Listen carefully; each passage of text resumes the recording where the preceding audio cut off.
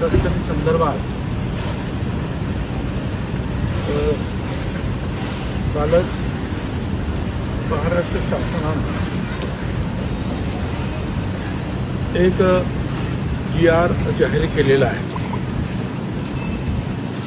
आणि या शासन निर्णयामध्ये असलेली काही वाक्य, काही शब्द याबद्दल निश्चितपणे अजूनही संभ्रम आहे आणि या संदर्भातले वेगवेगळे अर्थ लावून जे आहेत ओबीसी आणि मागास वर्गातील आमच्या अनेक संघटना, आमचे नेते यांनी राज्यात वेगवेगळ्या ठिकाणी कुठे कलेक्टर, जिल्हाधिकारी किंवा इतर ठिकाणी निवेदनं देणं, काही ठिकाणी मोर्चे काढतायत, अनेक ठिकाणी जे आहे शासन निर्णय जे आहेत कोण फाडताय, कोण काय करताय, हे सगळं सुरू आहे. मी आपले इतर ओबीसीचे जे नेते आहेत त्यांच्याशी सुद्धा मी चर्चा केली. आपल्याला कल्पना आहे की आता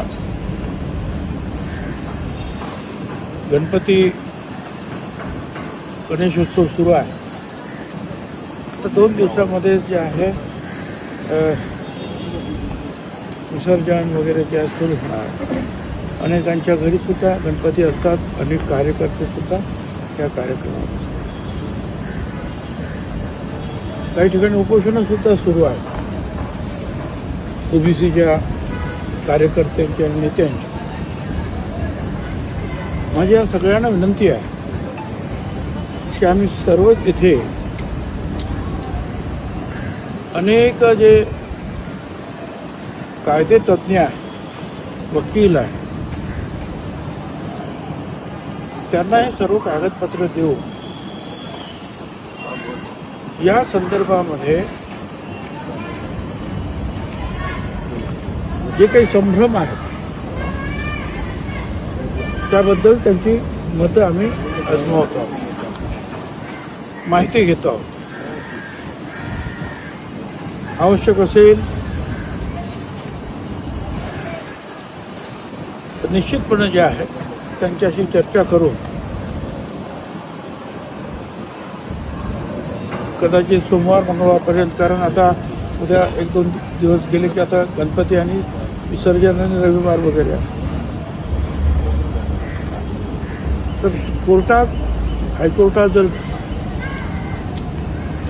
जाण्याची सुद्धा आमची तयारी आहे. पण त्या संदर्भामध्ये आपल्याला अनेक कागदपत्रांची जे जुळवाजुळव करावं लागते, आवश्यकता भासते. आम्ही सगळे लोक जे आहेत मुंबईमध्ये त्या संदर्भामध्ये वेगवेगळ्या कायदे तज्ज्ञांशी चर्चा करतो. सगळ्यांची चर्चा केल्यानंतर सर्व आमच्या नेत्यांशी माझी आपणा सगळ्याच विनंती आहे की आपण अगदी शांतपणे, अनेकांनी ते काम केलेलं आहे की जिल्हाधिकारी कार्य, तहसील कार्यालयामध्ये आपली पत्रकं देणं आणि ओबीसीच्या हक्कावर गदा येणार नाही अशा प्रकारची जी आहे शासनाकडे मागणी करणं, हे काम केलेलं आहे. आणखी काही ठिकाणी राहिलं असेल तर त्यांनी ते करावं.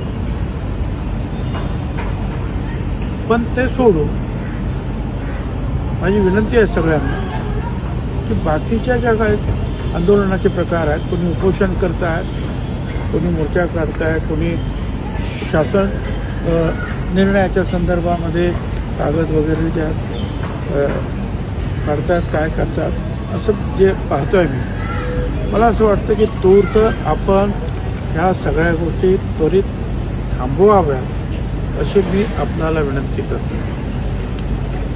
आम्ही याचा अभ्यास करू, योग्य तो निर्णय घेणार आहोत. ओबीसीचं नुकसान होत असेल असं आमच्या वकिलांनी पूर्णपणे आपल्याला निश्चितपणे सांगितल्यानंतर आणि हायकोर्टात जाण्याची तयारी दर्शवल्यानंतर आम्ही निश्चितपणे हायकोर्ट असेल किंवा सुप्रीम कोर्ट असेल सर्व ठिकाणी जाण्याची आमची तयारी आहे. पण त्यासाठी आपल्याला कल्पना आहे 1-2 दिवसाची आणखीन आवश्यकता आहे. कारण काही जे आहेत विधिज्ञ जे आहेत कोण दिल्लीला आहेत, काही दिवसभर कोर्टामध्ये होते, संध्याकाळी सुद्धा रात्री सुद्धा त्यांच्या मिटिंग्स वगैरे आहेत. तर आपण सगळ्यांनी थोडं शांत राहा.